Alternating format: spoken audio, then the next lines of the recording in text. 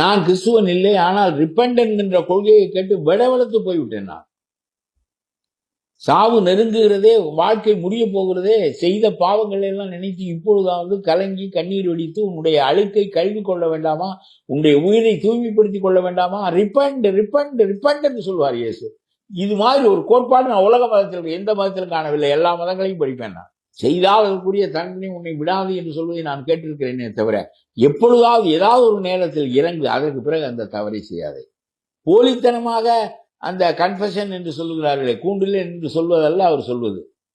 அதுக்கு ஒரு பாதியாரும் தேவையில்லை, யாரும் தேவையில்லை. நீ வீட்டில் உட்கார்ந்து கொண்டு அழு, அறைக்குள்ளே உட்கார்ந்து கொண்டு அழு, கழுவு மனதை. இவ்வளவெல்லாம் செய்தோமே, எதற்காக செய்தோம்? அடைந்த பலன் என்ன? அவன் துடித்து செத்தானே, அவன் அழிந்தானே, அந்த குடும்பமே அழிந்தது. இதற்கெல்லாம் காரணமாக இருந்தோமே. கர்த்தரே என்னை மன்னியுங்கள் என்று நீ அழுதால் அந்த பாவங்கள் கழுவப்பட்டு விடும். மீதி காலத்தில் அந்த